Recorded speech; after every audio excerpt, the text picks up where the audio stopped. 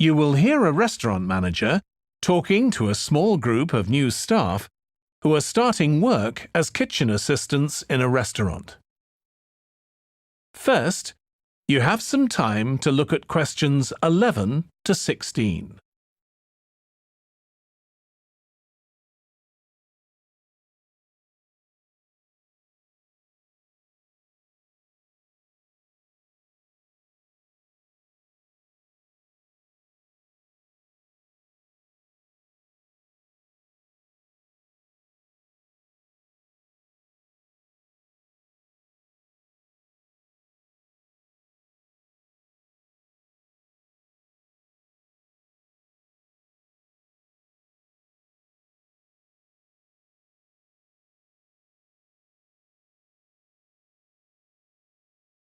Now listen carefully and answer questions 11 to 16.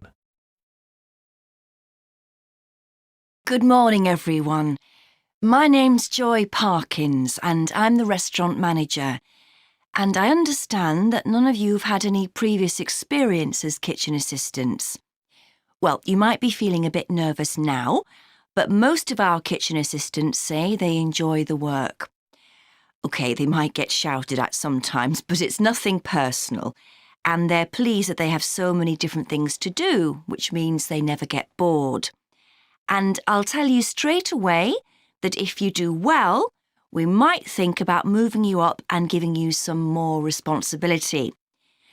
Right, well, you've all shown up on time, which is an excellent start. Now, I'm glad to see none of you have unsuitable footwear, so that's good. You need to be careful as the floors can get very wet and slippery. Those of you with long hair have got it well out of the way, but some of you'll need to remove your rings and bracelets. Just put them somewhere safer today, and remember to leave them at home tomorrow, as they can be a safety hazard. Now, it's going to be a busy day for you all today. We don't have any tables free for this evening and only a few for lunch. Fortunately, we've got our head chef back. He was away on holiday all last week, which meant the other chefs had extra work. Now, I'll tell you a bit more about the job in a minute, but first some general regulations.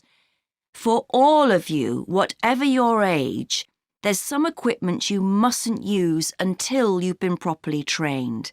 Like the waste disposal system, for example, for health and safety reasons. Then I think there are 2 of you here who are under 18. That's Emma and Jake, isn't it? Right, so for you 2, the meat slicer is out of bounds. And of course, none of you are allowed to use the electric mixer until you've been shown how it works. Now, you may have heard that this can be a stressful job, and I have to say that can be true. You'll be working an 8-hour day for the first week, though you'll have the chance to do overtime after that as well if you want to. But however long the hours are, you'll get a break in the middle. What you will find is that you're on your feet all day long, lifting and carrying. So if you're not fit now, you soon will be. You'll find you don't have much chance to take it easy. When someone tells you to do something, you need to do it straight away. But at least we do have a very efficient air conditioning system compared with some kitchens. Before you hear the rest of the talk, you have some time to look at questions 17 to 20.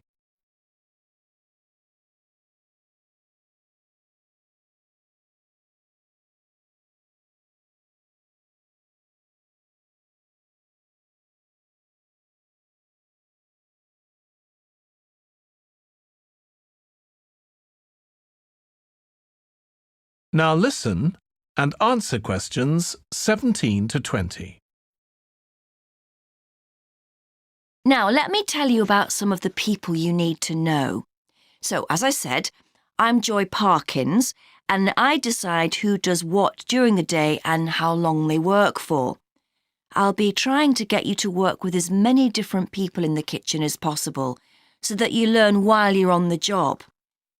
One person whose name you must remember is David Field. If you injure yourself at all, even if it's really minor, you must report to him and he'll make sure the incident is recorded and you get the appropriate treatment. He's trained to give basic treatment to staff himself, or he'll send you off somewhere else if necessary. Then there's Dexter Wills. He's the person you need to see if you smash a plate or something like that. Don't just leave it and hope no one will notice. It's really important to get things noted and replaced, or there could be problems later. And finally, there's Mike Smith. He's the member of staff who takes care of all the stores of perishables. So if you notice we're getting low in flour or sugar or something, make sure you let him know so he can put in an order. OK, now the next thing we need to cover.